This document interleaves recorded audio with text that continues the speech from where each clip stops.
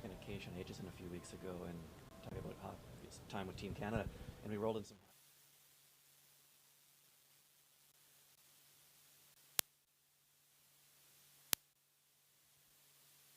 Sometimes a little bit on these, though. These were a lot worse. Oh. They're better now. Yeah. At the beginning of the year, I look like the crypt keeper.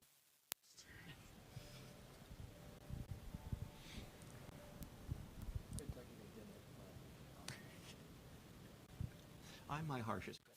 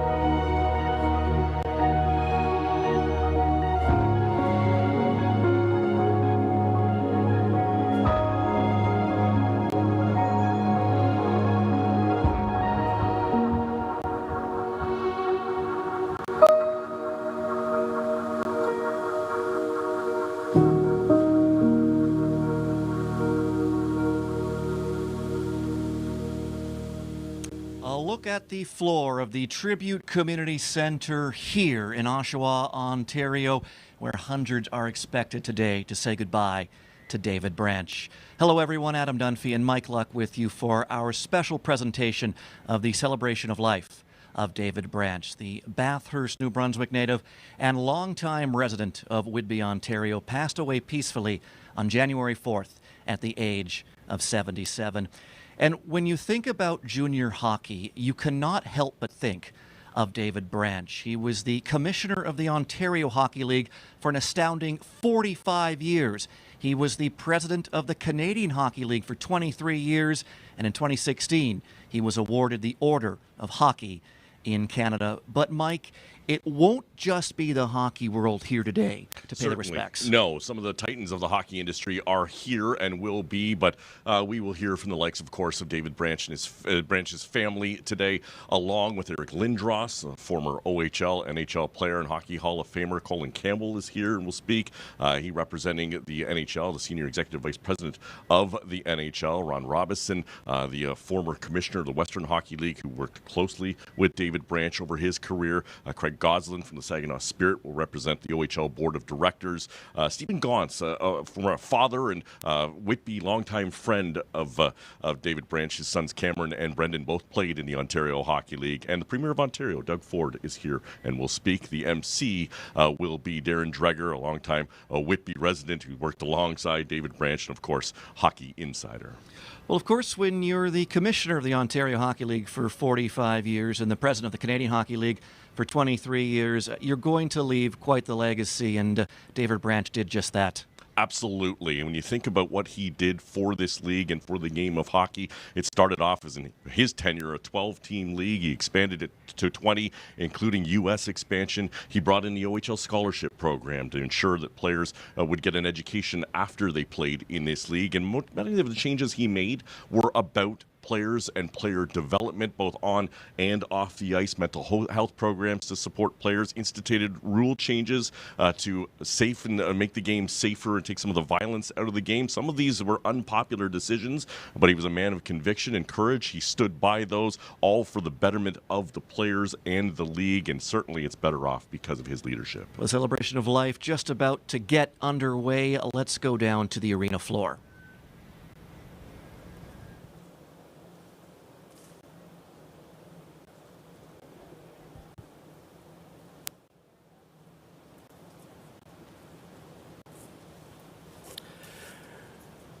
Good afternoon, everybody, and welcome.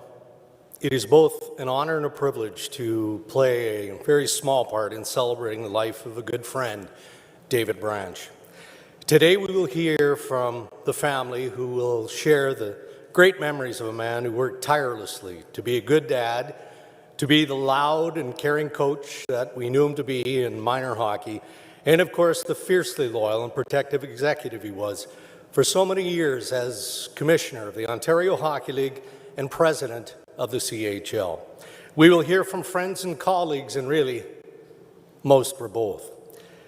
David and I spent many hours over the years at the Sunset Grill in Brooklyn. Over an early morning breakfast, we would talk about, obviously, everything hockey, but only after he got a full update on what my kids were up to.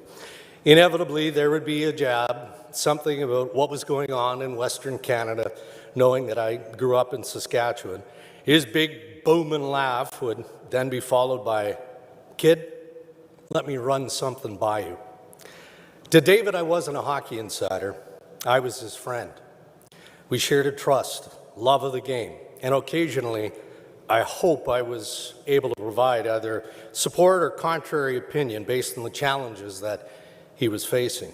But more often than not, I think he just simply played along to make me feel good because, as we know, David knew the answer before he even asked the question. David cared about people. He celebrated unique and never took the easy road with anything that he committed to. In 2018, I approached David about a project I was working on, the mystery of Paul Ranger, a Whitby native and former Oshawa general who left a promising career in the National Hockey League to focus on his mental health. A huge smile crossed David's face.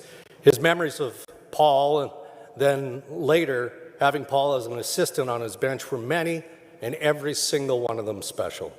David could talk for hours about the talent of Paul Ranger as a defenseman. Instead, he wanted to share his thoughts on the man that he was. And Dave Branch beamed with pride in sharing his experience in what today remains truly a story of success. As we know, David didn't love the spotlight, but it came with the territory. Well, today, David, you're in the spotlight one more time. Surrounded by friends, by family, and colleagues, we will all miss you dearly. Ladies and gentlemen, please rise. The funeral procession will now enter the arena. Following the procession, we will hear a tribute from the Branch family.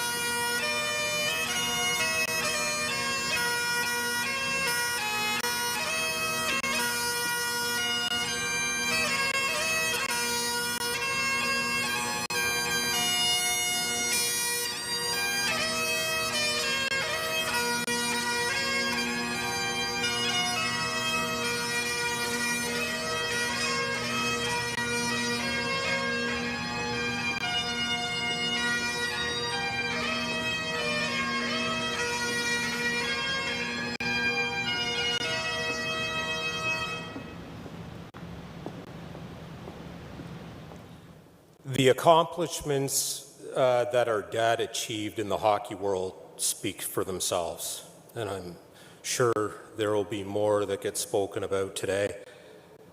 But it's important to note the person that he was away from the game. Our dad was an amazing father. He was always there for us, whether it was attending our hockey games, baseball games, school plays, Christmas concerts, swimming lessons, or we just needed to talk. He was always there. It didn't matter how busy he was, he always made us a priority. Our dad loved being a grandparent. He brought the elements of presence, patience, wisdom, humor, and love to his role as a grandfather and papa. He was a proud grandpa and papa, and he excelled in these roles the same way that he excelled in every other role in his life. He loved his grandchildren deeply, and he loved being a grandpa and papa. Our dad was a proud and passionate minor hockey coach. My brothers and I were coached by our father, and we coached alongside him. He was always teaching important on-ice and off-ice lessons. Going back a number of years ago, when we were coaching the Whitby Wildcats and made it to the Ontario Minor Hockey Association final against a very good Oakville team. And the championship game was a hard-fought game, and it was tough. It was competitive, and it was pretty evident that the two best teams were playing in the final. Oakville edged us 3-1 with an empty net goal. Kyle and Wade were on the bench with Dave. I was the eye in the sky. And I came down at the end of the game, and I thought, I'm going to walk in the coach's room and I'm going to put it as eloquent as I possibly can. Whip the door open, and Kyle and Wade were standing, pacing. Our dad was sitting calmly on a bench in the corner. And I'll give the PG-rated version of the story. And I just looked around and all of them, and I said, wow, this really sucks.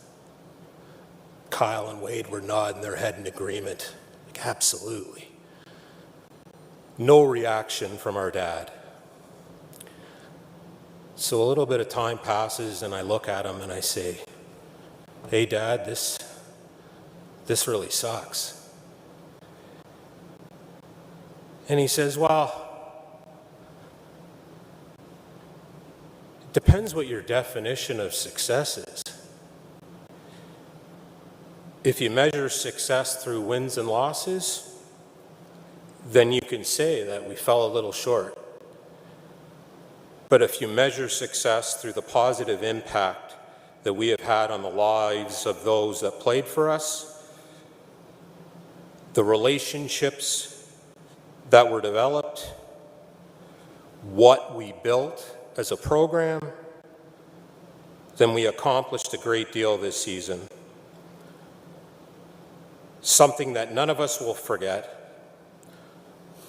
And I would say that this season was a success, and we should be proud. And he got up and he walked out of the room, and I looked at Kyle and Wade, and I'm like, thanks, guys. But that was very typical of our dad. Stressing the important things, always seeing things at a much higher level than most. He viewed people and situations through a different lens. His impact on young people's lives was far-reaching and transcended the skills of the game that he taught. He taught life skills, teaching important life lessons that extended deep into the lives of those that he coached.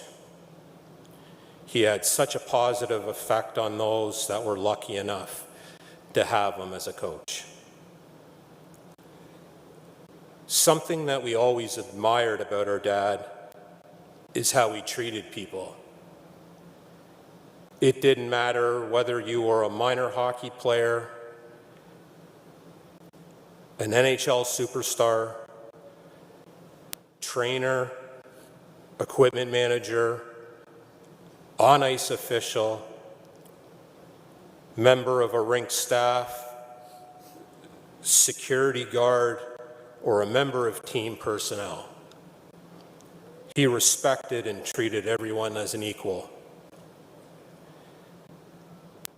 He impacted many, many lives, and we were reminded of this when so many people reached out to us since his passing, sharing personal comments and stories about the impact our dad had on their lives. He touched so many people. Our dad spent a lot of time at the Ability Center at Iroquois Park Arena in Whitby. It was there where he exercised with, talked to, spent time with, and was motivated by a group of special needs and disabled individuals that frequented the Ability Center alongside him. He often told me how amazing and inspiring they were and how much he learned from them. Just like so many have learned from him, he learned from this special group of people. They made him better, he often said. They were inspiring. It is very fitting that we are in this venue. This is where our dad presented the J. Ross Robertson Cup to the Ontario Hockey League champion for the final time. Thank you to Mayor Dan Carter, the City of Oshawa, Rocco Tullio, for making this event possible. Our family cannot thank you enough. We would also wish to thank the Tribute Community Center event staff, the CHL and Carla Keller. Thank you for your tireless work. You will never know how much this means to our family. My dad often said that the hockey community was unlike any other. That whenever tough times hit and support was needed, that the hockey community would rally and was always there to come together, reach out and lift you up. At its core, hockey is a unifying force that has the ability to bring people of all walks of life together. Our family is so grateful for the countless messages, phone calls from those offering their condolences and support through this difficult time. Our dad was a giant figure in our lives, just as he was a giant figure in the hockey world, and he is going to be missed. We love you, Dad. Your spirit will live on in us, your grandchildren, those you have touched, and within the game of hockey. You are one of a kind.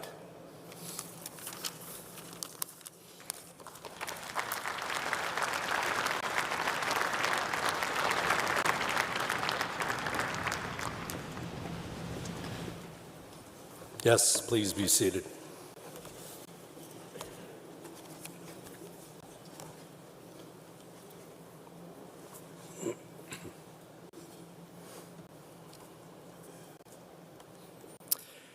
In hockey, David's passion and commitment to grow the game was hard to match.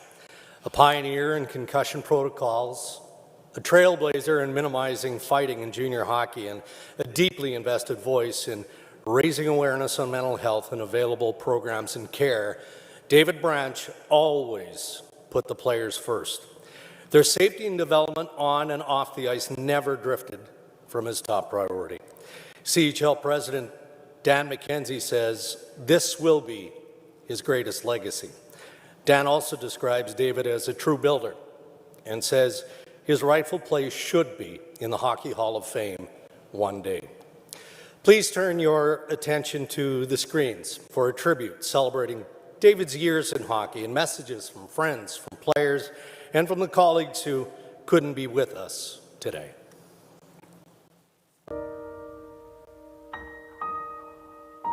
David Branch was very meaningful in my life and in my hockey career, certainly at a very important time as I was, developing in minor hockey. And at the time, David was, instrumental in bringing in the exceptional player status rule, but his support throughout the process. David was, very supportive, always there for me and my family. And obviously went through the process and was able to start my junior career, which really changed my life for the better in so many ways. So really grateful for David's support, not just through that process, but through my whole career in junior hockey, and always being there, always checking in, always catching up with my parents whenever he was around the rinks, and seeing how I was doing and how that transition was. So very grateful for him, and it was very difficult to hear of his passing. And I want to wish all my best to him and his family, and my thoughts are with them. Just want to thank, first of all, David Branch and the whole Branch family for the support, guidance, and the infrastructure for myself and my family to enter into the hockey world. And when I first stepped into the OHL and stepped into junior hockey, to have the guidance and the tutelage and the leadership that David provided, Barkley as well, alongside George Burnett and the Belleville Bulls. But, it started with Dave Branch and just making us feel so comfortable coming into the league. And he'll be remembered forever. I know that personally. To me, I'll remember the warmth. The warmth. That's what you remember at 15 years old when you leave home, is to feel somewhat of home. And the OHL was home for me, and I thank the Branch family and David specifically. You'll be remembered forever, but thank you so much for everything you've done for myself and my family. Yes, a small sample of the great people whose lives have been impacted by David Branch.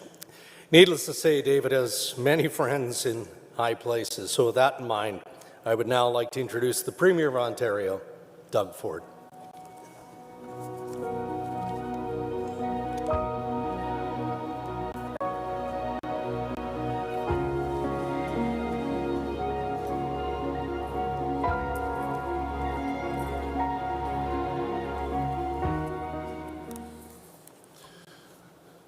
Well, good afternoon, everyone, and I'm honored to be here to pay tribute to an incredible person, an incredible man, David Branch. My heart goes out to the entire family, Patsy, Barkley, Wade, and Kyle, the entire family, the grandchildren. As you know, your father and grandfather was an incredible, incredible person. I want to say on behalf of the people of Ontario, our sincere condolences and our prayers and thoughts are with you, along with the hockey community. David was a champion of the game of hockey here in Ontario and across the country, and a mentor and a leader to student athletes. David served, as you know, the commissioner of the Ontario Hockey League for 45 years and led the Canadian Hockey League for 23, helping to make both leagues not only number one pathway to the NHL, as you just heard from a couple players, and as you heard, that was probably a fraction, 1/1 millionth of the people's lives that that he changed. It was a pathway to get to the NHL, but leagues were talented with young people, and they grew both on and off the ice. As the game evolved, David stayed focused on player welfare and safety by introducing measures to protect players both physically and mentally.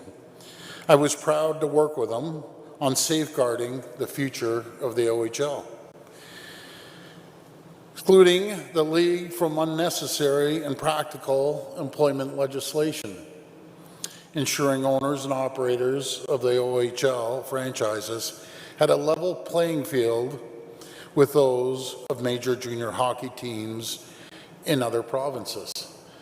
And I know I've mentioned this to your family, but I remember your dad calling me and you know, they were trying to unionize OHL, which was ridiculous. He said, "Doug, you saved OHL." He was the most humble man I've ever met. It wasn't me that saved it. It was David that saved it.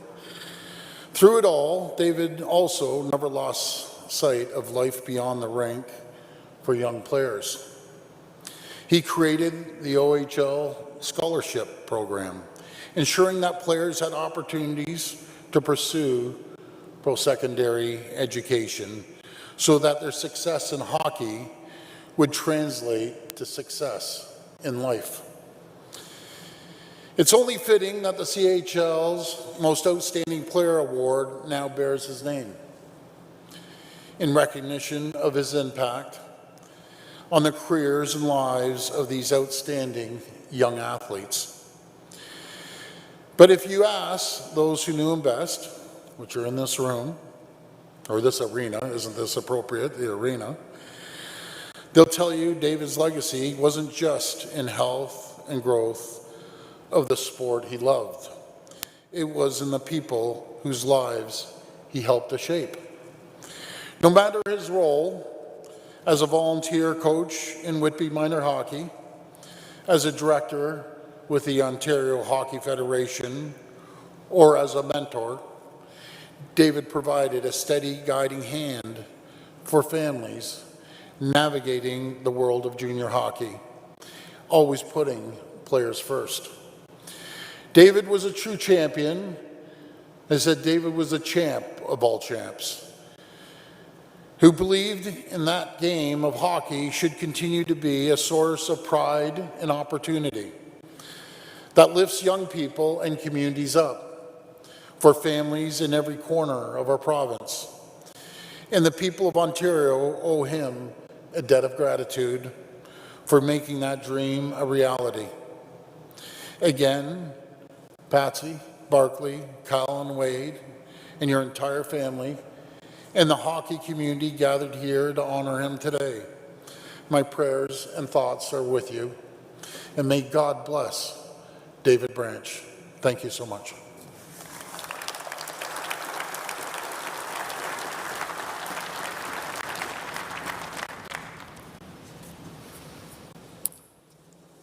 Premier, thank you. As the Premier just mentioned, so many world-class players launched their careers to the Canadian Hockey League and the OHL under David Branch's watch. Eric Lindros is an honored alumnus of the Oshawa Generals. He was an NHL superstar, inducted into the Hockey Hall of Fame in 2016, and Eric is kind enough to join us today.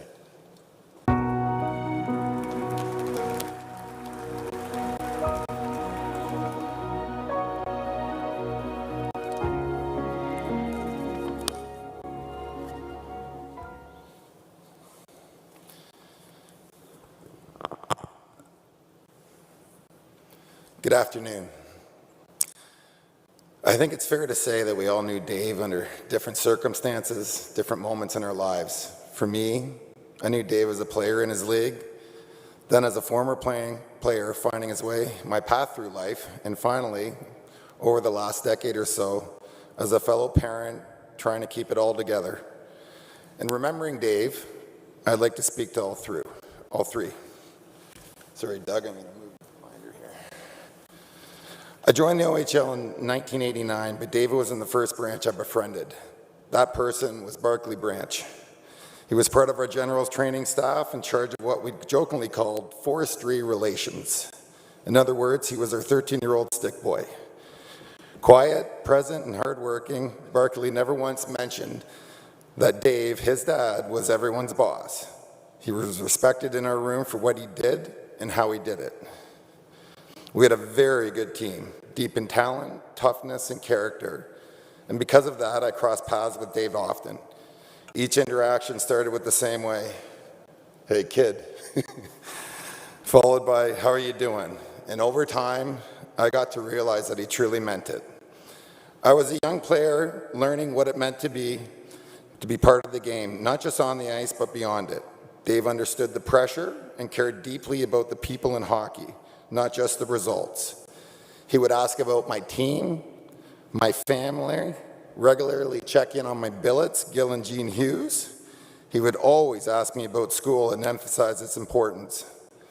In the spring of 1990, he even name-dropped our school guidance counselor, Yvonne Charnaby, and asked if he should give her a visit. It caught me completely off guard at the time, but it makes perfect sense when you consider how Dave defined success. Dave knew the OHL would produce elite athletes, from strong franchises and great coaching, players lucky enough to make a living playing the best game in the world. But he also knew that this wouldn't be the life path for the vast majority. He believed the true safety net was education. And because of that, the impact speaks for itself. Over 6,000 former players have leveraged OHL scholarships to attend university, college, or trade schools across North America and beyond. And over his last 15 years as commissioner, more than $42 million was directed towards scholarships, with another $5 million invested to help rostered players graduate high school, achieving a 99% success rate. Those numbers represent real commitment and real belief. I didn't see Dave much during my pro career, maybe a few golf tournaments here and there, but he was forever warm, always funny, very funny. And there was always, "Hey kid, how you doing?"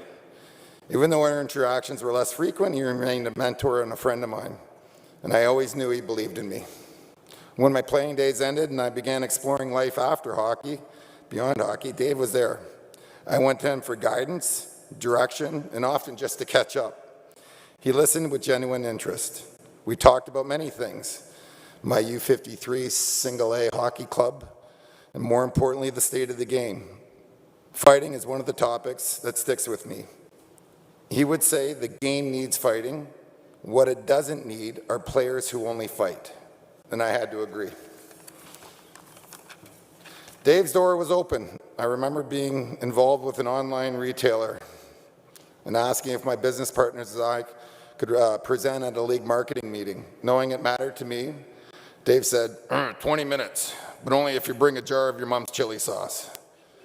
So I agreed, drove to Gravenhurst and presented, and I thought it went okay.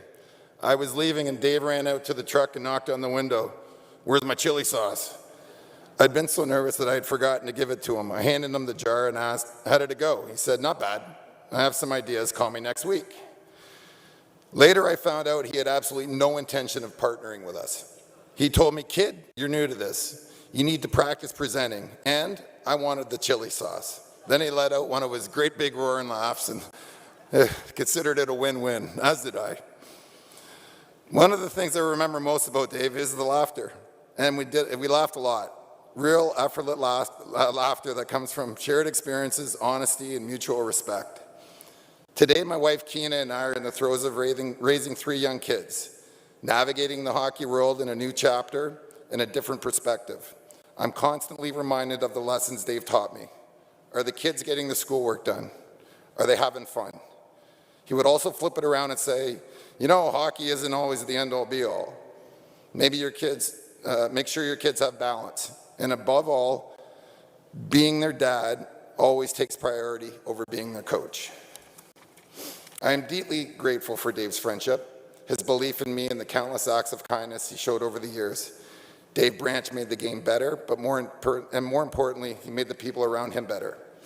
As we look at the game today, I believe Dave would want us to choose to see the good in hockey, to recognize the growth, the progress, and the people who continue to care deeply about doing things the right way. He had faith in this game, and I share that faith. Hockey will continue to grow and evolve in ways I hope would make Dave proud. And so, Dave, when you ask me one last time, hey kid, how you doing? I can honestly say I'm doing well, in large part because of you. Thank you.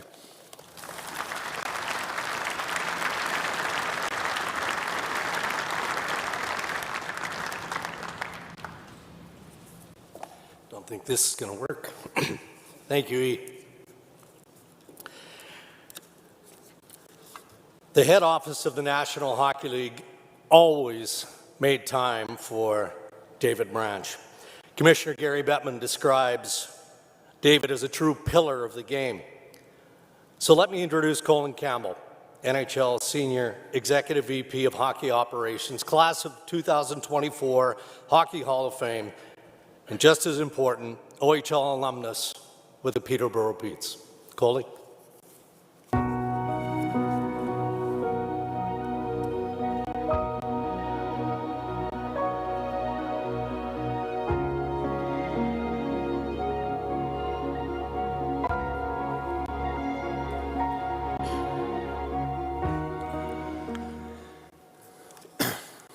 Looking at this room, it's a real reflection of Dave Branch.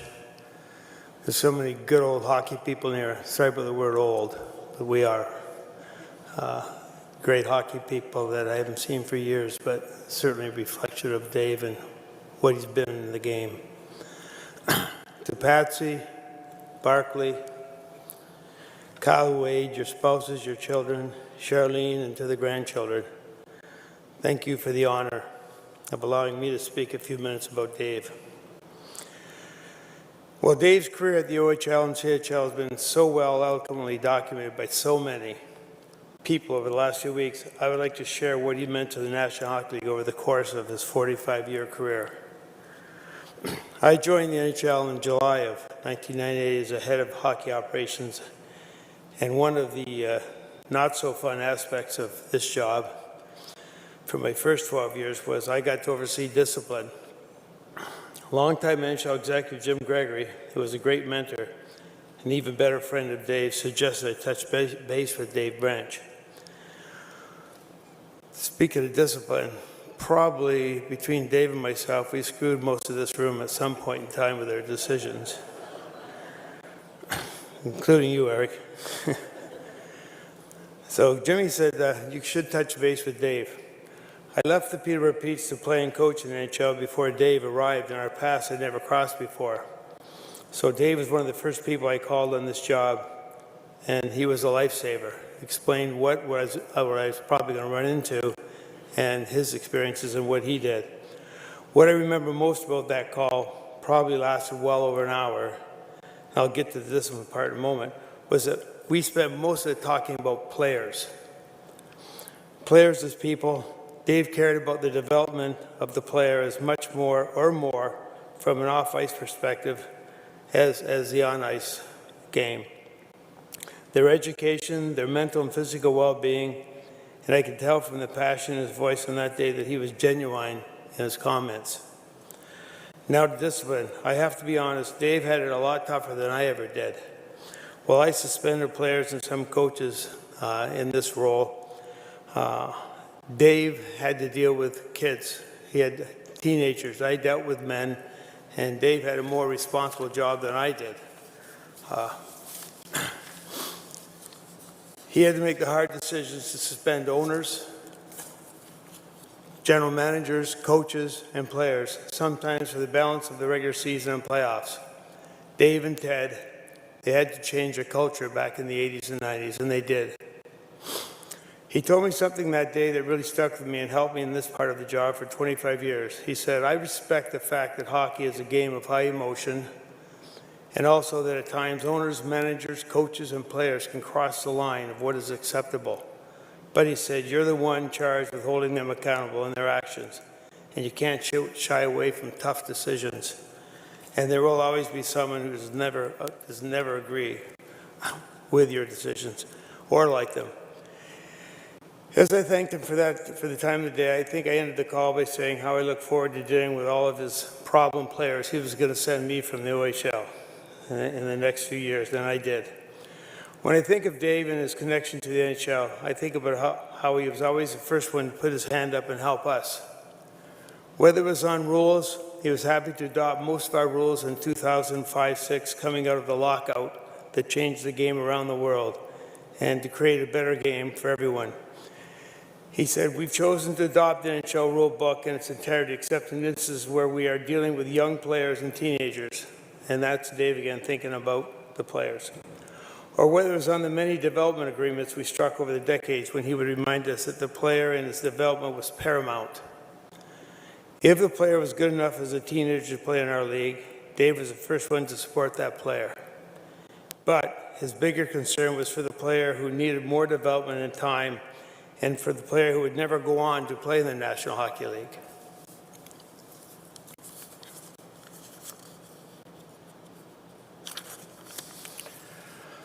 I also think of the many innovative things he did, like when he and Jimmy Gregory had the idea in 1996 to start an NHL Top Prospects game that provided, better known as the Cherry Or game, CHL players with great exposure during their draft year, and it subsequently led to similar such games with U.S. and international leagues.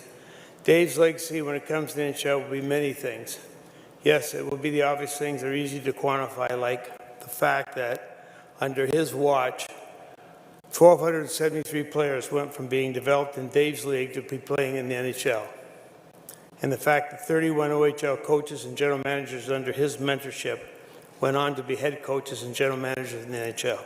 And the fact that 51 referees and linesmen and 4 members of our officiating management staff were all tutored by Dave before going on to the National Hockey League. But at the end of the day, it's not about the numbers and those individuals at the top of the pyramid. For me, Dave Branch's legacy in hockey will be the universal respect that the hockey world had for him over a period of tremendous change and unprecedented growth both on and off the ice. Much of it in this country that he's helped to lead. That respect from the NHL's perspective starts at the top with Gary Bettman and Bill Daly, runs throughout NHL hockey operations staff, and ends with all of our NHL general managers and team staff like scouts and coaches that he worked with over the years. Dave, you'll be missed by your countless friends at the National Hockey League and throughout hockey, but your leadership, guidance, and care for the game and players will have a special place in the game of hockey forever. Thanks very much.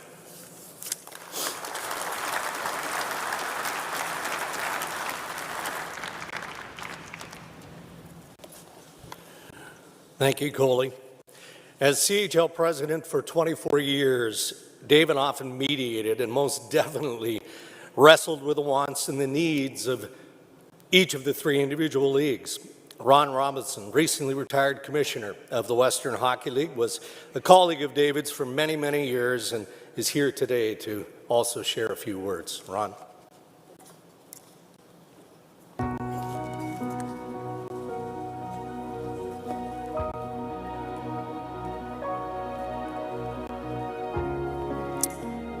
Thank you, Darren. I'm honored today to have the opportunity to say a few words about my great friend, colleague, and mentor, David Branch.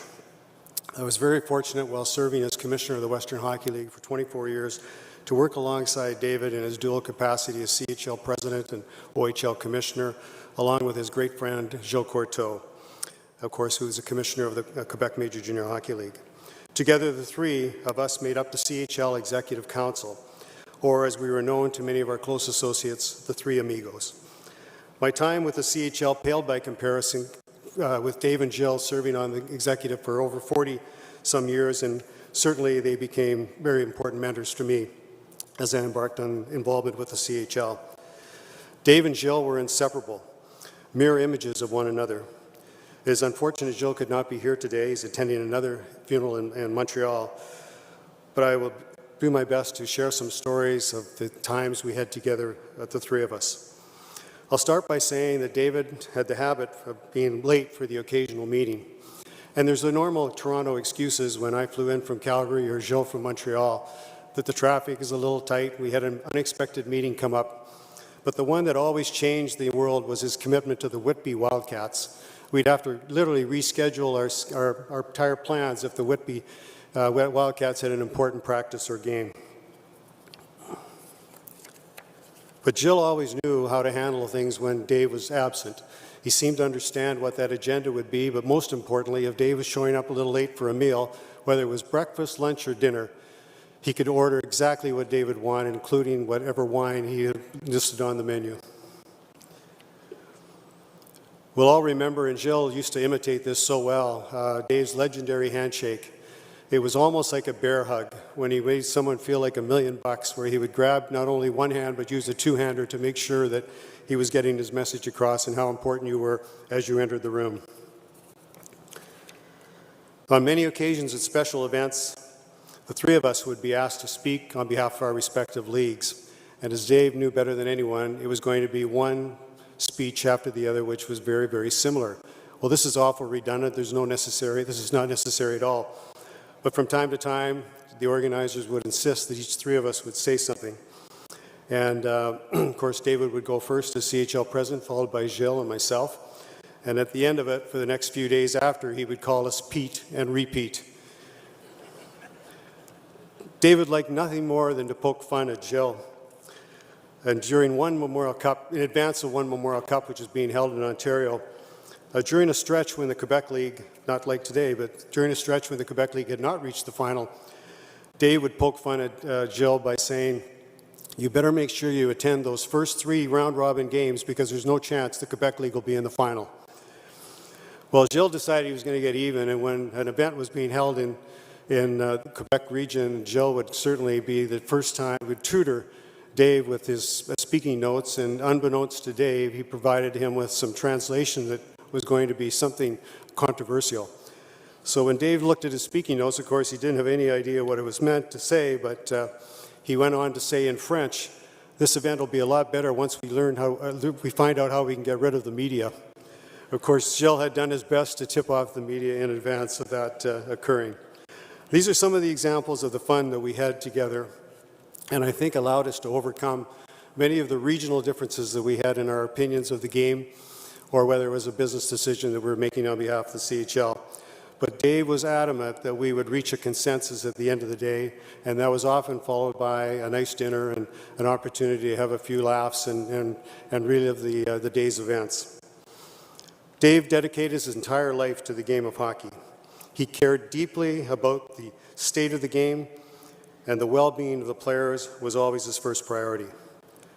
When dealing with many difficult issues both on and off the ice, Dave's decisions were always based on what was best for the player and the game overall.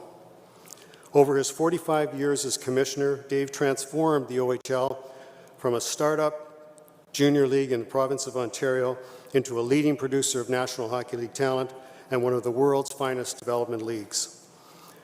David played an integral role in literally every landmark accomplishment at major junior hockey level in the Canadian hockey system over the past 4.5 decades.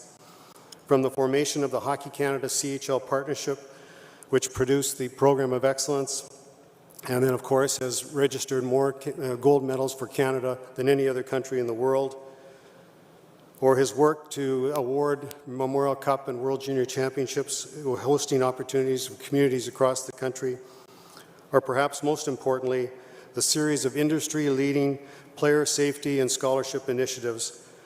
David was at the forefront of at all times. When David succeeded CHL's first president, Ed Chanel, he took great pride in building on the CHL's long-standing partnership with the National Hockey League. Through the unwavering support and commitment of Gary Bettman, Bill Daly, and Colin Campbell, who's here today, David was able to deliver multiple long-term CHL NHL agreements, which not only supported the Canadian Hockey League and its member leagues and clubs, but was instrumental in developing and supporting the system at the grassroots level throughout the country. We have lost a legendary leader of the Ontario and the Canadian hockey system, and our hearts go out to David's family, especially his sons Barclay, Kyle, and Wade, and his partner Patsy. during this very difficult time.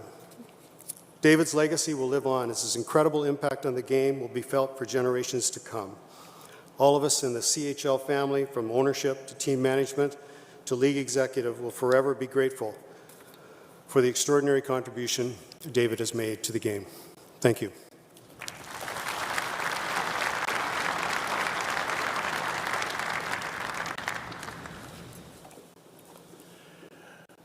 Thank you, Ron.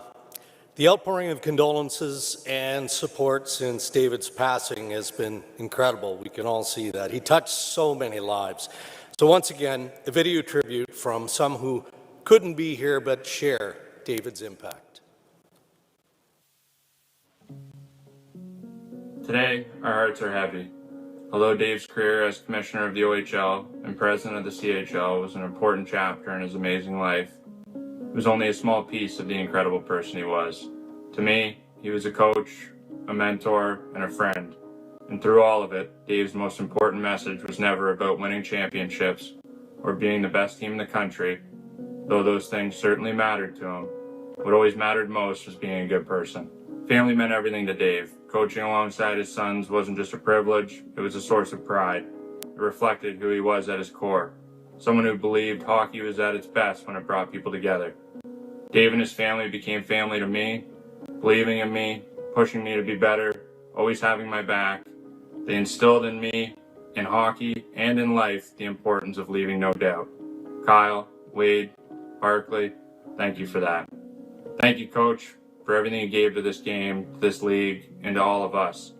You'll be missed. I'm Paul Ranger, and I knew Dave as such a good man and a great leader, whose commanding presence and aura never went unnoticed. I was so lucky to have him coach me for 4 years as a Whitby Wildcat when I was a kid. And I'm also grateful for the opportunity that I had to coach with him as an adult for the '97 Whitby Wildcat hockey team, where I learned so much about leadership and of people. I learned so many good values from Dave, the greatest ones being family, friendships, and the importance of academics.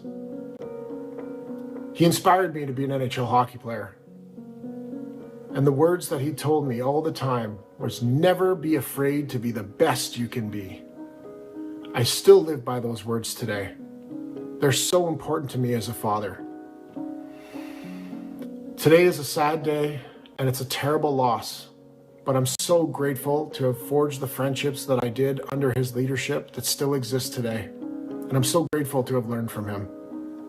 I'm Jonah Gadrich, and Dave was my coach back in minor midget when I was 14 years old. Dave played such a huge role in all my teammates' lives. You know, he was a great hockey coach, taught us a lot on the ice, but I think most importantly, he taught us a lot of lessons off the ice. You know, he was always looking after us, taking care of anything that we needed, making sure our families were good. And, you know, something that stands out, a memory from that year was at Christmas time, Dave had set up for our team to sponsor a family. And I believe it was a single mother with a few kids. And I think she was struggling to support herself and her children. And, you know, Dave stepped up and, we provided, things for her and her family over the Christmas time. And that's who Dave was. He was always taking care of other people. Terrific. Be it major hockey events like the Memorial Cup or even a chance meeting at the local Rona store in Whitby, if you bumped into Dave Branch, often his loving partner Patsy was by his side. I would like to invite the Hambly family now to come up and share their memories as well.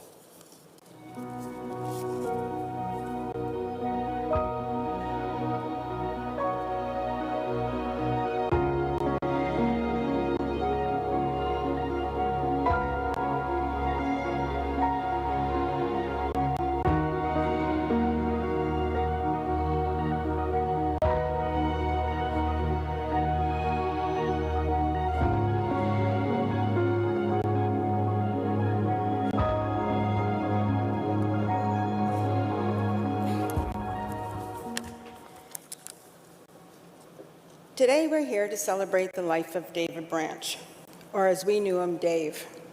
Dave would never have agreed to this celebration, but there's no one more deserving. He touched the lives of so many. Dave had a presence you felt the moment he entered a room. Usually you heard it first, that loud, jolly laugh that made it impossible not to smile along with him. It filled a space, and it instantly put people at ease. Dave was generous, kind, and wonderfully clumsy. He gave freely of himself, his time, his patience, his advice, and never expected anything in return. He was also the kind of person who always had his phone on him and always answered it. No matter where he was, you knew Dave would pick up. And yet, that same phone had a habit of going on its own adventures. Lost in the water in the Bahamas, left in a public restroom in Dunedin, or forgotten at the Toronto airport. Somehow it felt very Dave. And if something could be tripped over, knocked over, or accidentally bumped into, chances are Dave would find it. But even that became part of his charm. You never laughed at Dave, you laughed with him. Grateful for the joy he brought into ordinary moments, and for the way he reminded us that being human, imperfect, and little clumsy was nothing short of wonderful. One of the places Dave loved most was the cottage. That's where so many of our favorite memories live, moments of peace, laughter, and forgiveness. It was where Dave truly relaxed, surrounded by the people he loved and simple joys that meant the most to him. Whether it was sitting quietly on the dock, taking in the view with a glass of Chardonnay, listening to Motown around the fire pit, taking our dog Laker for a quick spin on the side-by-side, or driving around in his favorite toys, the pontoon boat. Those moments captured Dave once at his core, content, present, and deeply appreciative of life's simple pleasures. David also enjoyed being a papa to Josie. He took great joy in introducing her to the cottage lifestyle from a very young age. Watching her explore, laugh, and experience those simple joys with him brought him so much happiness. Those memories will stay with us forever. And speaking of simple joys, Dave had a habit that still makes us smile. He believed ice cream was best when it was spent exactly 10 seconds in the microwave. Not 9, not 11, but 10. Any deviation from that, and apparently you were doing it wrong. It was classic Dave, doing things his own way, completely convinced it was the best way, and somehow making you question your own method. Another thing that we remember is teaching Dave how to play card games. We carefully explained the rules, thinking we had the upper hand, only for him to quietly win anyway. Whether it was beginner's luck, hidden strategy, or just Dave being Dave, he always found a way to surprise us, usually at our expense. And Dave loved Christmas. It was a big day when the Hallmark Christmas catalog came out. While most of us were still thinking about spring, Dave was already deep into the holiday spirit, ordering his Christmas ornaments in April.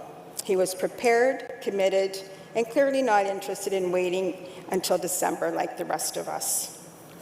We only had an average of 4 Christmas trees each year, 2 at home and 2 at the cottage, which according to Dave was completely reasonable.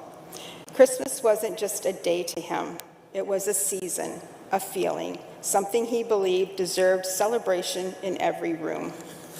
That love of Christmas even took us on several family vacations to New York City, all perfectly timed for the holidays, to watch the Rockettes.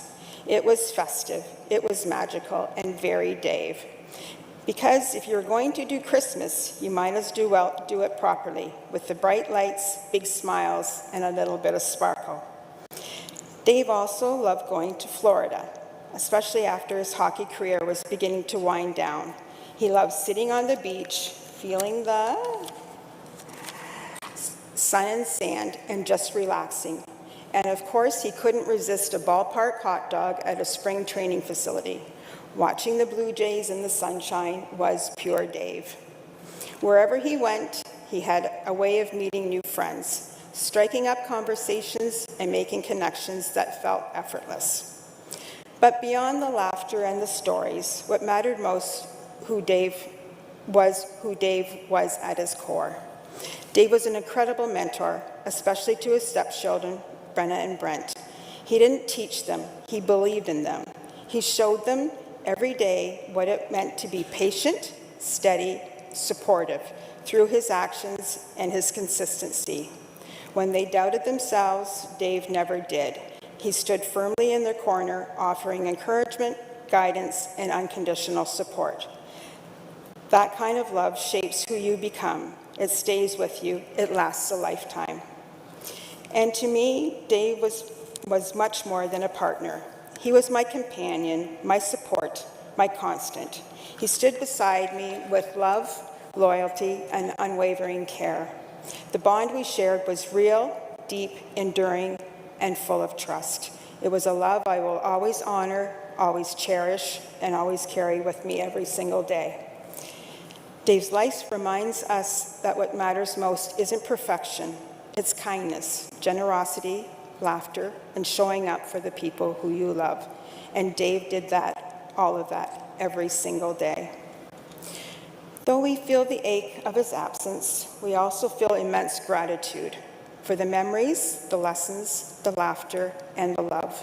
Dave lives on in every story we tell, every card game we play, every laugh that echoes just a little louder than the rest. Thank you, Dave, for being exactly who you were and for being such an important part of our family. We are better for having known you, and we will carry you with us always. Thank you to everyone who joined us today, to those who traveled near and far, and to those who shared stories, tears, laughter, and quiet moments. Your presence reflects how many lives Dave touched and how deeply he was loved. Thank you.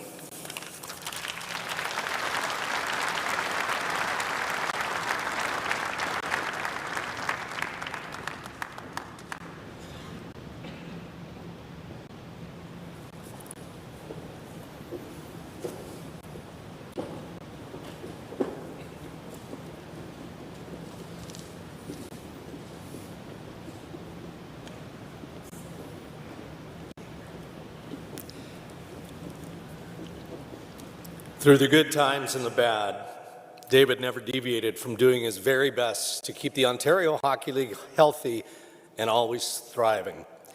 It wasn't easy, and history shows that there were many challenges that he accepted and he faced head on from ownership down.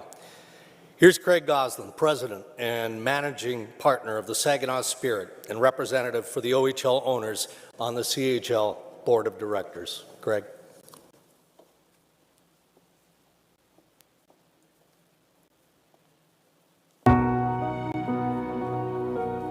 Thank you, Darren. Patsy, what amazing courage you just showed. It's amazing. I'm humbled today. This is an amazing honor to be speaking today about the life of Dave Branch. Patsy and the Branch family and Ted Baker asked me to represent the Ontario Hockey League and the CHL, so I'm going to do the best I can here representing the OHL and the CHL.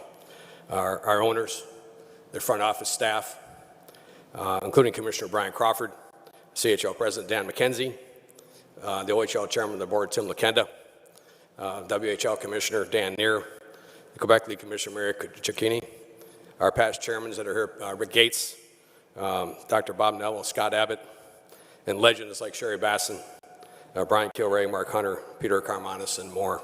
I heard from most of these guys this past week. All these things that are said today are spot on about Dave, and it took away a lot of the things I wanted to say here, so I'm going to cross them off. But I think it's very fair to say that very few, if anybody, made a larger contribution to the betterment of the game of hockey and its player environment than David Branch. Without question, he belongs first ballot Hockey Hall of Fame. His legacy will be recognized in the coming days, months, and years with his great accomplishments. And I'm not going to go through all of my head on here, but number one, I got to say that Eric Lindros hit on was a scholarship program. Dave was the architect of the scholarship program. Every player that plays in our league gets a scholarship once they leave the league. This year, over $9 million in scholarships were sent out to alumni players. He led through 4.5 decades of exceptional growth and transformation, and certainly worthy of the Hockey Hall of Fame. But I wish to have you hear maybe another side of Dave that maybe not all of us experienced.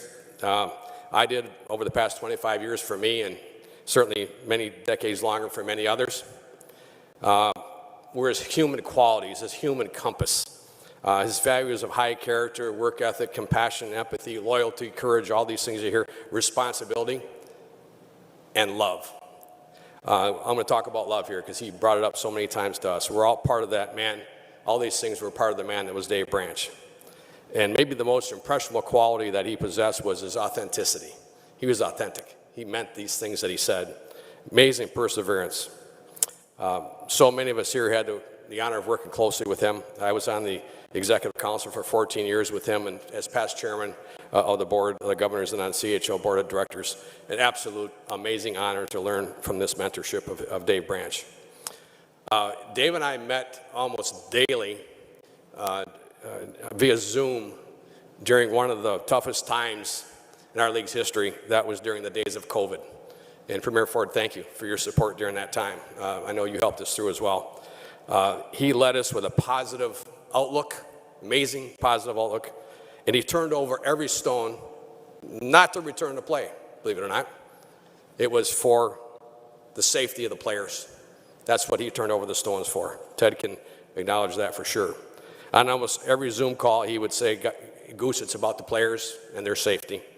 And we will persevere through this as a league, whether we get back to play this year or not. If we stick together, we will get better as a league, and we'll be better than ever. And stronger today, we are, because of the immense knowledge, perseverance, and determination that Dave Branch possessed. I remember him saying to me something, too. This is one of the things that stuck with me through the years. He said, I like to use things and love people, not the other way around. And that certainly was Dave's mantra, and great advice for all of us. A personal story about Dave Branch that I need to share with you was in 2014, a tragedy struck the Trafford family, the OHL, and the Saginaw Spirit families with the passing of Saginaw Spirit player Terry Trafford. When I called Dave to inform him, he said, I'll be there soon. I didn't know soon meant 5 hours from now. He lived in Whitby, obviously. 5 hours he was in Saginaw. And the next day, Dave was in Saginaw, not to offer advice, but to just be there. He was just there around the guys.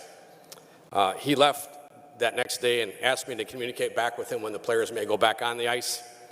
And 3 days later, by the way, our players did go back on the ice, and we were able to get back for practice. And I went to the rink, and I stood down, and I standing down by the player well at the entrance was Dave Branch. I'll never forget it. It's a 5-hour drive from Whitby, and he was there. He watched practice, and as the players came off the ice, he hugged every one of them. And then he went into the room, and he spoke to the team. And when he went to the room, he didn't speak to them about hockey. He didn't speak to them about competing through a tragedy. He didn't speak to them about any of the things that you expect maybe a commissioner would speak to a team about that's completely devastated. But he spoke to them about love. He must have said the word love 15 times to that team. And I remember him saying something like this. It went something like this. He said, fellas, the OHL and our communities care about you, and we have a blanket of love and care surrounding you. We got our arms wrapped around you today. He wants you to know that only when you feel ready to go back on the ice do you need to do so. He said, I don't care if it takes a month or whatever. Whatever it takes, when you're ready, go back. The tears filled the entire room, including my eyes. And when I saw this giant of a man, so tender and caring about nothing else other than the wellness of the Trafford family and the 23 players in front of him that were devastated at the loss of a friend and a teammate. Dave Branch then walked around the room again and hugged every player and illustrated to me that Dave Branch is not only the commissioner of the best development league in the world to the NHL, but is a man with a heart of gold, a man that deeply cares about the human spirit, a man that prioritizes people more than anything else in his life, and a man that showed all of us leadership during some of the darkest days of our lives. He later said to me, he was heading back to Whitby, please know that I'm here for you guys day and night, and he was. The story does continue. What happens, he did come back to Saginaw. Dave Pogue from the Peterborough Petes, Dave's here today. My wife, Carolyn Goslin, Camille Quenville from the Canadian Mental Health Association, Karen Gordon from Gordon Strategies, along with dozens of other mental health professionals, were the architects of the Talk Today program, named after Terry Trafford. Today, every CHL player, all 61 teams, since 2015, it'd be over 10,000, I would guess, participated in the Talk Today program. Dave was very proud of that. The program educates the players, the coaches, the staff, and the billets on the signs that someone may be contemplating suicide or is in need of mental health support. The program has saved lives, and certainly Dave can be thanked for his leadership in that matter. So I spoke about his great human qualities, and I guess I need to maybe balance that off a bit. Is Dave, all of us that knew him well, he may or may not have had a stubborn side to him, and maybe a stubborn streak. An owner or GM could easily get on the Dave Branch shit list, and Dave would often find a way to allow that person to get off unless they were their ego got in the way. Not to mention any names, but a few of them that come to mind that got on that shit list may have initials were Sherry Basson and Warren Reichel and Rocco Tulio, maybe Mark Hunter from time to time. But they all had a great relationship with Dave. And lots of battles, though. Lots of battles on and off the Dave Branch shit list. And, I may have found myself on that list a few times, too, because I was always on the edge of sponsorship rules within the league. And he'd remind me of that. But how many times those of you that are owners or governors in the room here would hear him say, well, it's your league, fellas. It's your league. It's your league. What he meant there is I completely disagree with you on this. And if you go through with this without my buy-in, there may be a future consequence that may not be pleasant for you or for me. I remember once during an executive council meeting, I said, Dave, I think that the fines and suspensions that you and Ted Baker are handing out, they're excessive. They're really excessive, Dave. And that, I could see his neck get a little tight there. I'm like, I said, can we have a discussion to offer a consequence for an offense so it doesn't have such lengthy suspensions and fines? I mean, these are elite athletes who are trying to get to the National Hockey League. I mean, and we're suspending it for 10 and 15 games, for goodness sakes. How can we do something? Goes, looked at me, he says, well, Goose, it's your league. It's your league. Another one regarding fighting, as Eric mentioned earlier. Many were concerned in the room when we reduced fighting, said, Dave, we shouldn't be taking fighting out of the game.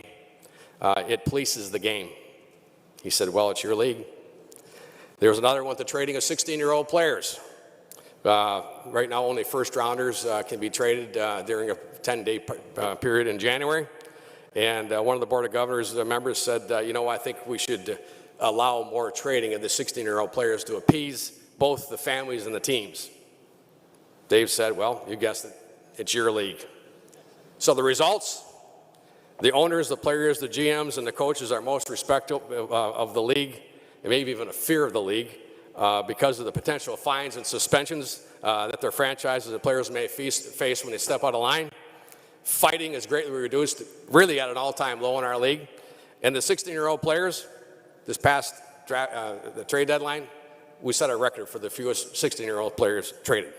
So I guess it's our league, but Dave Branch and his perseverance, determination, and great feel for what was right seemed to often prevail to the betterment of all of us. And often he was a master at buying time. And a lot of you have heard him say this before. In order to fix a problem, one must first understand it. So allow me to review this matter, and I'll get back to you. He was a master. He could buy that time.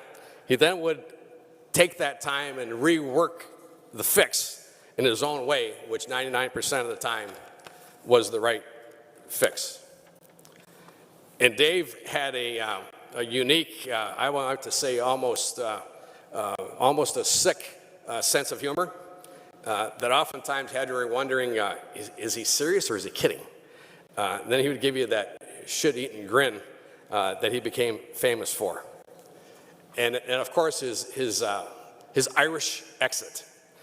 Dave was famous for his Irish exits. I remember sitting around at Niagara-on-the-Lake with Dario Zulich and Trevor Whiffen and a few of the other guys after dinner. And Dario was in the middle of telling his story. And when he got done with the story, he looked up and said, "Where's Dave?" He left. It's kind of like Where's Waldo, but in a little different way. And he was gone. He was like Casper the Friendly Ghost. It was like poof. He was gone. There was no goodbye, no see you in the morning. He was just gone. And you'd see him first thing in the morning. And one of his last times on the ice as OHL commissioner was in Saginaw as he handed the Memorial Cup to Captain Brendan Hachey. He later came to Saginaw to allow us to honor him as all 20 teams raised the banner in our arenas recognizing Dave's 45 years of service to the OHL. And we went to lunch that day, and I asked Dave, why Saginaw? Why would you allow us to honor you? He didn't like the honor, didn't want the banners. There are 19 other teams that would have loved to have had you there to honor you during this time. And he said, "Goose, I just handed the Memorial Cup to your captain 4 months ago. There is zero chance that your fans will boo me while I'm speaking." So my last time on the ice in the OHL, I prefer not to be booed. And then he gave me that aforementioned Dave Branch smirk, followed by a wink, and we both broke out in laughter. His wisdom came to reality, by the way. As Patsy, you were there when you saw this. We had a sold-out Dow Event Center that celebrated Dave that day, and they gave him a 2-minute plus standing ovation when he was speaking. And when he left the ice, he gave me another nod. He said, "Goose, no booze." There was no booze. That's wisdom there. It's a moment I'll remember the rest of my life. Gilles Courteau, Ron Robinson. Ron, you mentioned it. The trio were like brothers, and I, like so many of you, were able to work with these fine leaders in the CHL. Dave was the ringleader. Gilles and Ron were in sync. They certainly did not agree on everything. As we witnessed several times, very robust conversations between them. But when they left the room, they most often had found win-win solutions for all three leagues. It was amazing to see these three men love, care, and respect each other to a degree that made the CHL what it is today. We are greatly indebted to the professionals of Gilles Courteau, Ron Robinson, and Dave Branch. And you'll be hearing from Ted Baker here in a few minutes. Dave and Ted, the OHL, the names together were synonymous. An amazing 35-year partnership that benefited the players, the teams, and all of major junior hockey. For sure, Ted, you and Dave, just like an exceptional player on the ice, made us all better. Along with Herb Morrell, Herb is here today, 45 years of service next to Dave Branch. That alone should get you nominations into some type of an award, for sure. And Terry Lagenza, Terry is here, Ray Hollowell, Joel Birch, Cole Butterworth, Conrad Hachey, our central scouting team, Darrell Woodley, Jack Ferguson, Christina Lakestrom, who did our education packages for years, and longtime administrators in the league, Ruth Nechtel and Carol Carney. They all loved and cared for Dave deeply.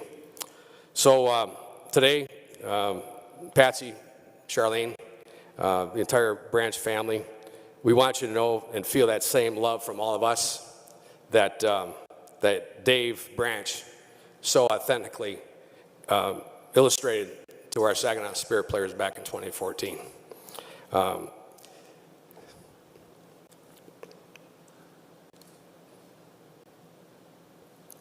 I love Dave Branch. I did. I loved him.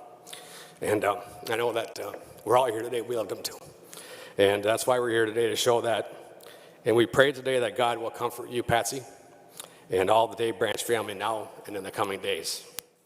And Dave, if somehow through the floors of heaven you can hear us, we will love, respect, and honor you until we meet again. Thank you.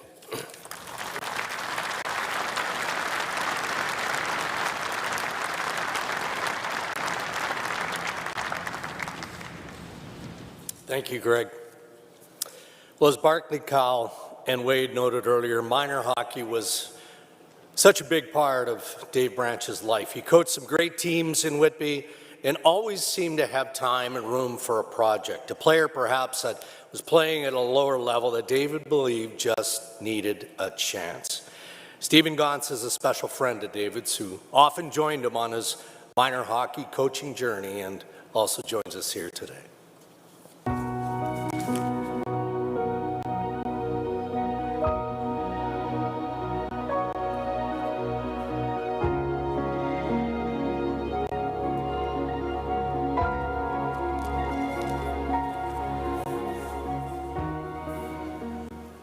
Good afternoon. Thank you to the Branch family, Ted, for inviting me to speak today.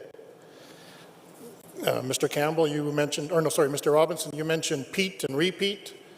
So sorry if some of these may come through in the same vein. My comments today will come from three perspectives. One from minor hockey, one from being a friend, and the most important, from a fellow New Brunswick native.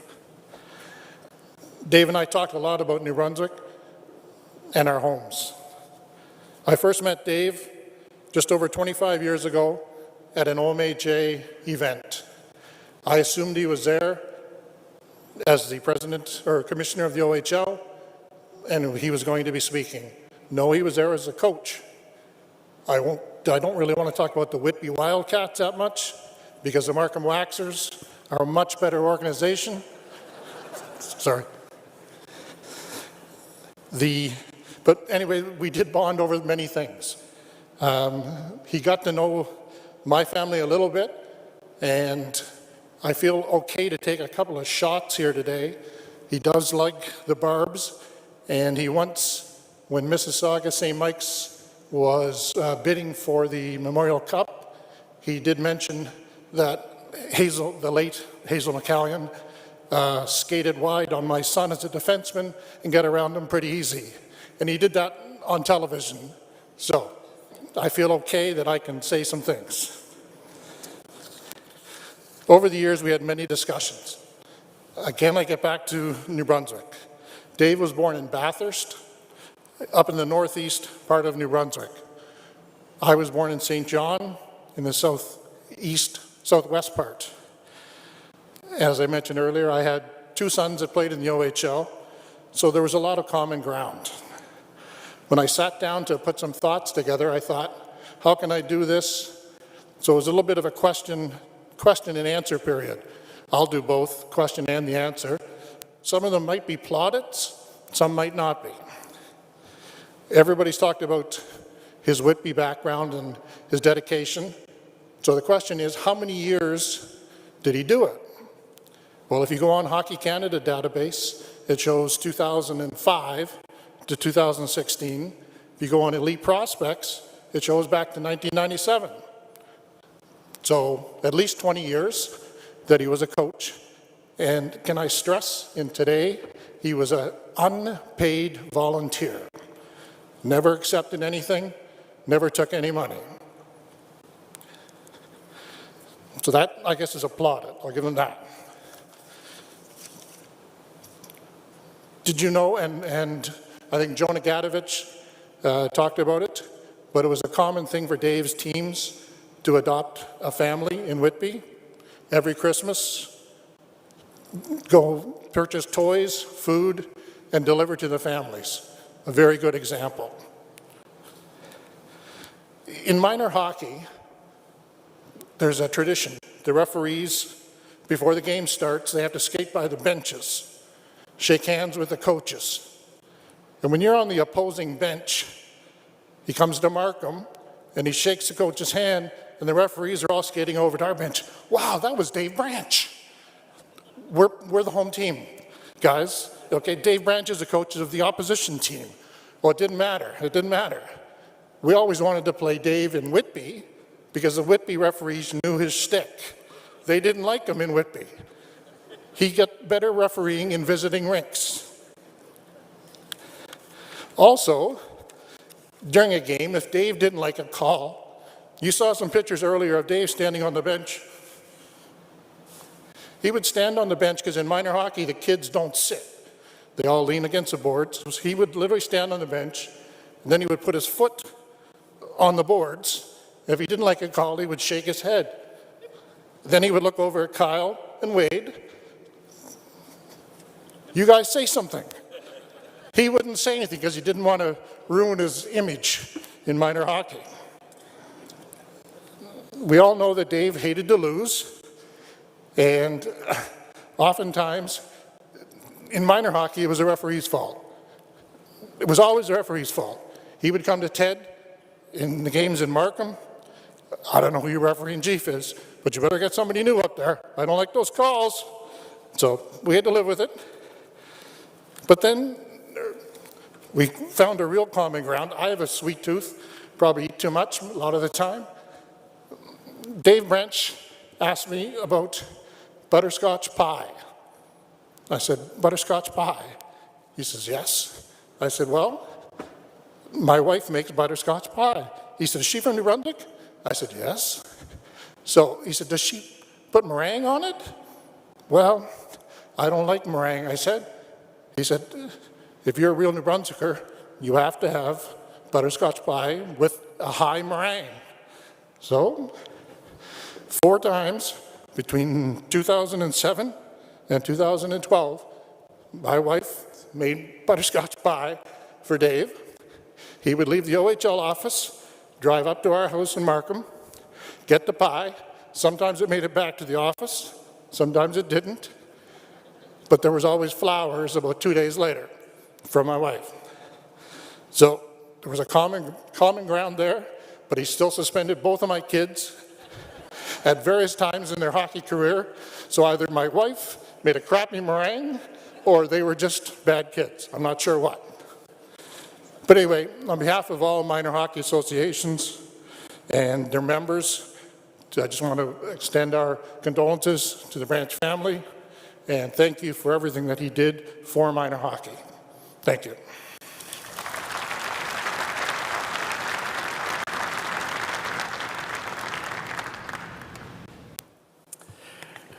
Thank you. As Craig mentioned earlier, when we think of David Branch and his role as Commissioner of the Ontario Hockey League, I think we all automatically think of Ted Baker. Ted is the former Vice President of the OHL and trusted right-hand man and good friend for 35 years. Ted?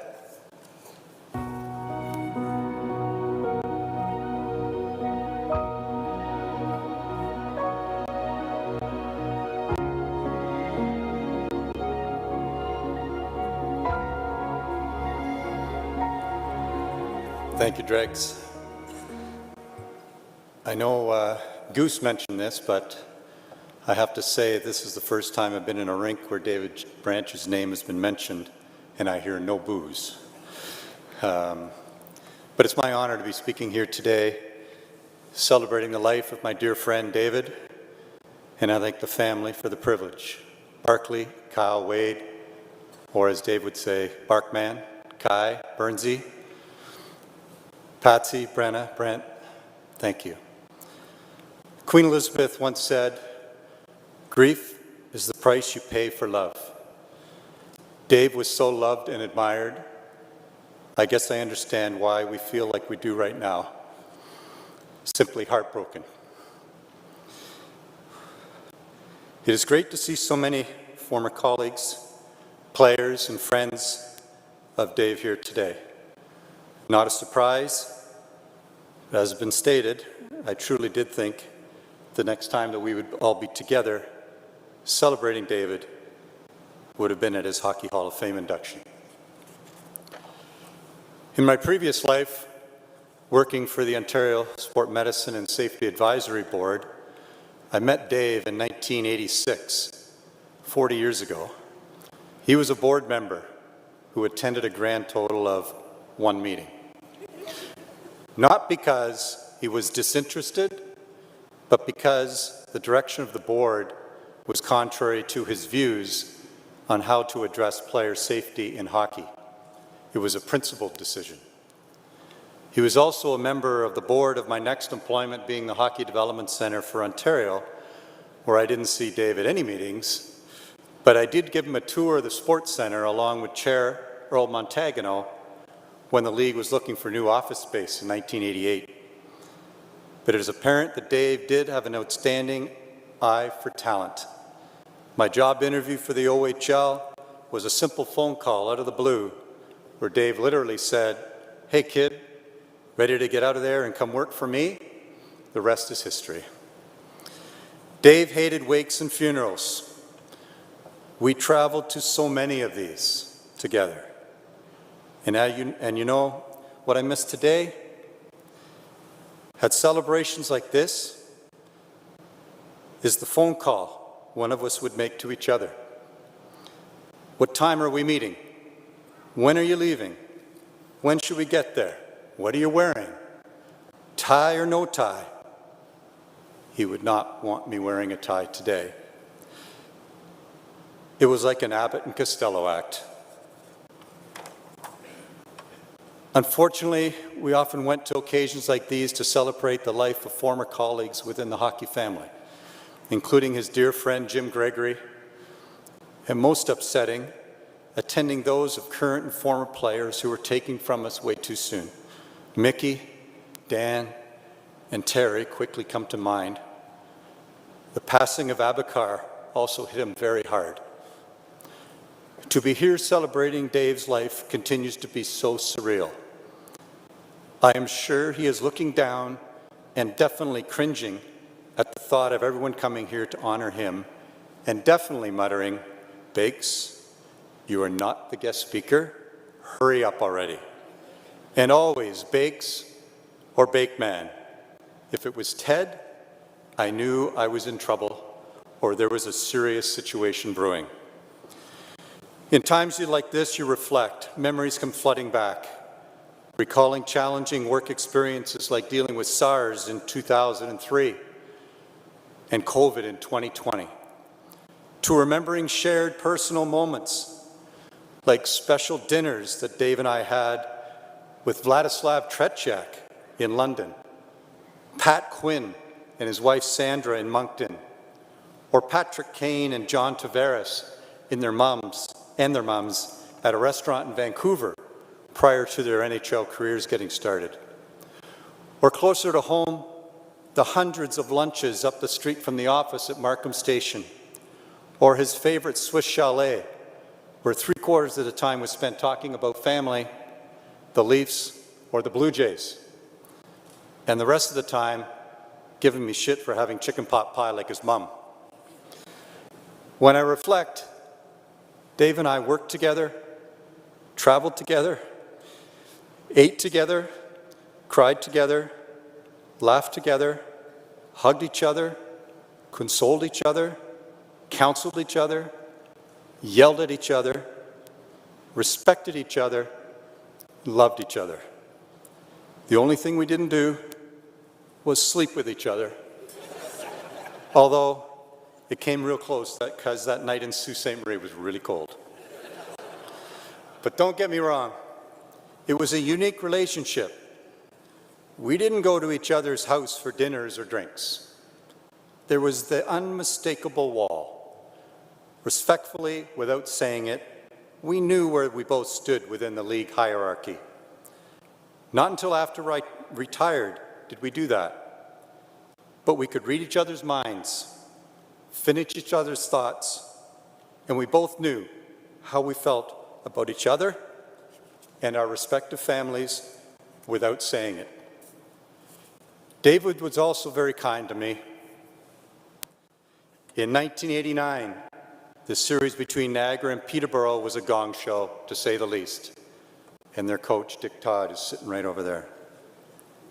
The finals were intense and even led to death threats against Dave, which Charlene can attest to. Being the considerate guy he was, he told me 7 months into the job that I would be traveling to Niagara and the beautiful Niagara Arena to present the championship trophy if the Petes won. It was Game 6. But ever the considerate fellow, he had Dave Norris travel with me for security. 1,007 minutes and penalties in 6 IHL seasons, and one of the nicest guys you'll meet. I was in good company with Davey. How thoughtful. He also showed concern for me by wanting me to stop and use a payphone on the way home to let him know that I got our live. So considerate. Another time when we knew we were going to have an anticipated contentious meeting at the office with Owen Sound regarding a specific on-ice incident, GM Dale DeGray and one of the owners, Paul McDermott, were coming to the office. Dave says, Bakes, if things go sideways, I'll take DeGray, you take McDermott. No respect to Digger, but if you met Paul, you'd understand I was totally out of my league. You have heard over the last few weeks how Dave's primary goal was to ensure that the players played in an environment that was conducive to their success on and off the ice. In that vein, he was ahead of his time in so many areas, initiating programs, rules, and policies that would only strengthen the league, but enhance the player experience. Some of which were controversial and hotly debated, but nonetheless implemented, strengthened, and enhanced. In supporting and curbing on-ice activities, invariably, there would be an incident that had to be reviewed and possibly result in a hearing, as Coley has referred to. I'll tell you one story that demonstrated that Davey maybe wasn't the hard-ass dictator that some thought he was. There was an incident where a player had a bit of a meltdown. We had a hearing, and in a hearing, a phone hearing in this case, Dave would review the process, I would read the referee's report, the player offers his comments, which usually is a litany of excuses prepared by his GM or agent. I didn't mean it, the ref missed a call earlier, he moved at the last moment, the player embellished, etc., etc. And then the GM provides his view, and there's a Q&A. Given the number of violations in this particular incident, the ref report took a little bit longer to read, with the ref providing explicit detail on all the transgressions. I read the report, including the fact that the player had a fight, got a game misconduct, pushed the linesman, made an obscene gesture, which earned him a gross misconduct, and then punched the goalie as he was leaving the ice. After I read the report, Dave says, "Thank you, Ted," and asks the player whether he has any comment. The player replies, No, I think that about sums it up." Well, Dave just bellows with his tremendous laugh as I go to hit the mute button.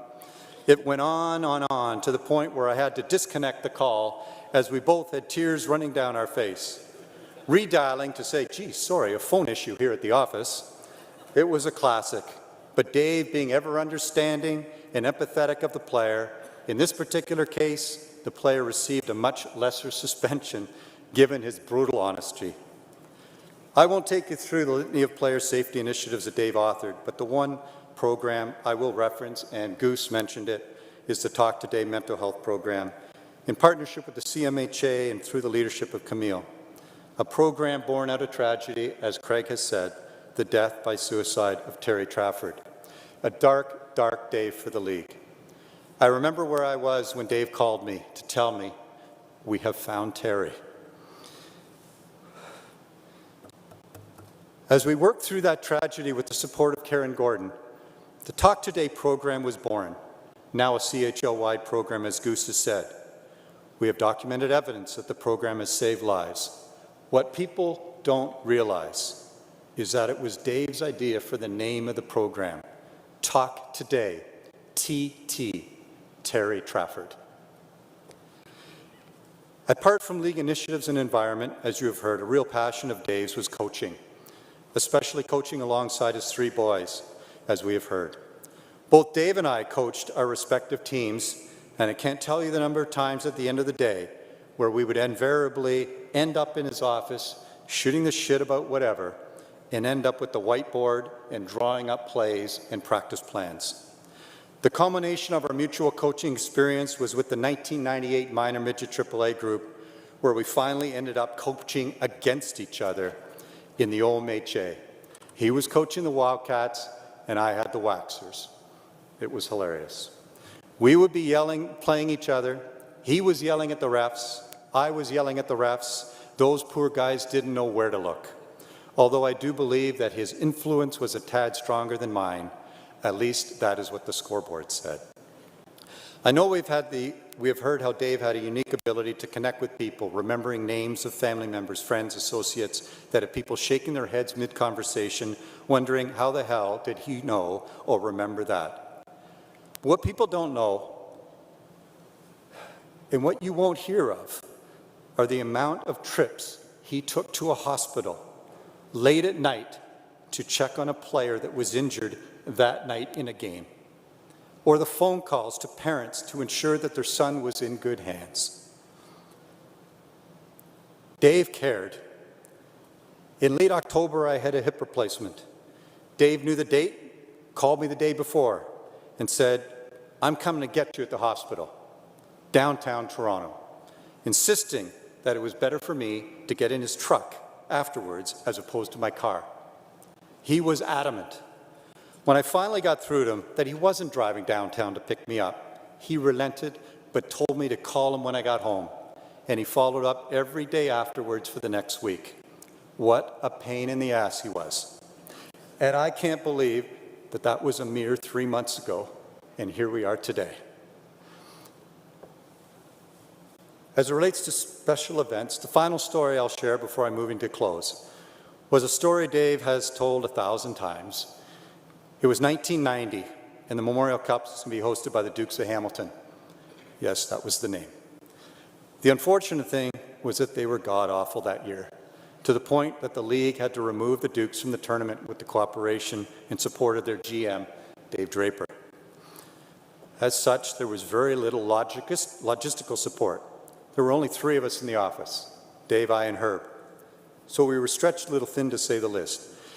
We were like Ticketmaster, had about 1,000 tickets on his round table trying to see who sat where, because we didn't want certain teams sitting near each other, i.e. like Peterborough and Niagara.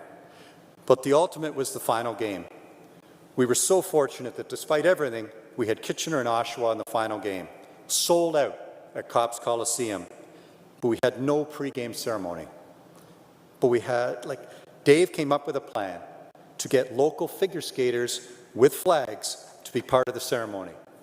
So here Dave and I, 18,000 people in the building, in the Zamboni entrance of Copps with a flip chart, showing the skaters where they should go. It was hilarious. And it was Mother's Day, so we had the mums of the 2 captains come to center ice to receive a bouquet of flowers. Dave, ever the romantic.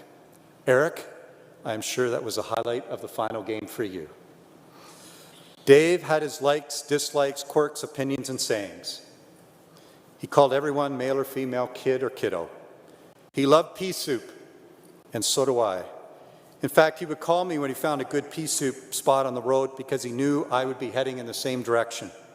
The OHL owners must have wondered what the hell was going on, because we would always arrange for pea soup at all of our meetings. And he would be like a little kid when the deli downstairs at the office was serving it. He would come bounding through the office door with a big smile on his face, marching into my office and say, "Pea soup today." When people were waffling on a matter, he would invariably say, "You can't suck and blow." He would often recite a saying that he attributed to our friend Dick Todd. When talking about work, he'd say, "In this league, you have to eat like a mouse and shit like an elephant." You couldn't clean the dishes and stack the dishwasher without it being done in a certain way. I found that out at his cottage. He knew I played a ton of golf, so he'd also say how dumb the game was. He knew I was a season ticket holder of the Toronto Argonauts for 40 years, so he'd always say to me and others that I was the only season ticket holder. He knew I still had the Toronto Star delivered to the door, so he said I was the only subscriber. He would always sign his name with that silly signature with black ink, never blue. When the owners were debating on a proposal of Dave's, as Goose says, which was causing some consternation, he would invariably say, "Well, it's your league." The policy would then be adopted. He would always say the devil is in the details, and that timing is everything. He fancied himself an orator, but he could never pronounce the word anomaly. But Dave's go-to saying and belief to his core, and a line he repeated in speech after speech after speech, is that the most important people in the game are the players. It is beyond real that we are here. It actually makes me feel even more mortal than we know we already are. I can only imagine that battle at the heavenly executive council table as to who would be chairman. Dave is surrounded by former chairs Howard Darwin, Earl Montagano, Rick Gay, John Humphreys, and Doc Vaughan, all fighting to be the OHL representative at the CHL table with Eddie Chenouth and John Horman. Dave was my mentor, boss, and colleague for 35 years, which morphed through the years to a tremendous friendship. A friend I could count on at all times, an invaluable resource for life lessons in and out of the hockey environment or the office environment. A friendship where we could both count on each other, in good times and in bad, times of tremendous joy with the birth of children and grandchildren, but also times of immense sorrow as we navigated through the years. The loss of his beloved mom and dear sister and mom and dad. Prior to my dad's passing a year ago, yesterday actually, Dave would constantly ask how he was doing, so concerned for his welfare, but also more importantly to him, how I was doing. When he came to the funeral home and gave me that big bear hug, it was so comforting and gave me that feeling that, okay, I'll get through this. Boy, I wish I could lean on him now. There isn't enough time to reflect on all the memories, but I'm sure that all of us will continue to do so in the days, months, and years ahead. I'll end by reciting an excerpt from the lyrics of the song See You in My Dreams by Bruce Springsteen, which serves as a dedication to Dave, a father, stepfather, life partner, grandpa, papa, colleague, and friend, someone we cared so deeply about. The road is long and seemingly without end. The days go on, I remember you, my friend. And though you're gone, and my heart's been emptied, it seems, I'll see you in my dreams. I'll see you in my dreams when all our summers have come to an end. I'll see you in my dreams, we'll meet and live and laugh again. I'll see you in my dreams, yeah, around the river bend. For death is not the end, and I'll see you in my dreams. Thank you.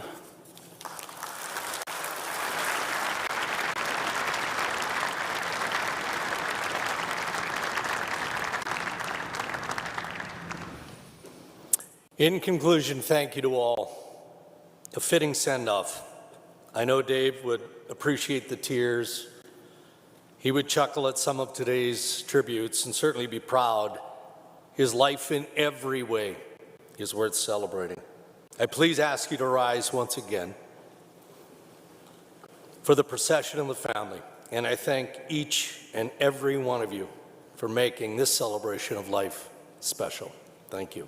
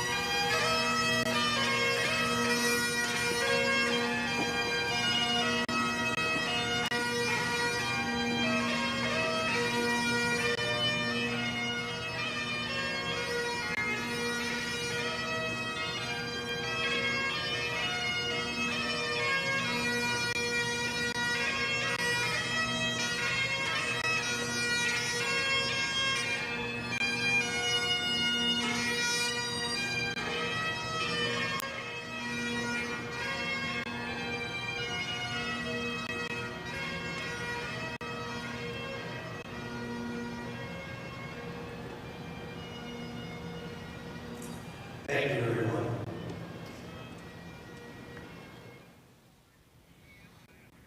Well, a wonderful ceremony for a man whose impact, Mike, is really immeasurable. Absolutely. You heard a lot of the stories and tales of people had their experiences with David Branch. A lot of them referring to his time as, of course, the commissioner of the OHL, 45 years spent there, and the president of the Canadian Hockey League. His impact on the game of hockey, not only from the players' side, and he certainly kept players in mind. Player safety and player education was a big part of his future, of his impact on the game, but also beyond that, too. The executives, the training staff, and player personnel that he helped develop into NHL careers, broadcasters as well. Oh, a debt of gratitude to David Branch and his development of the league.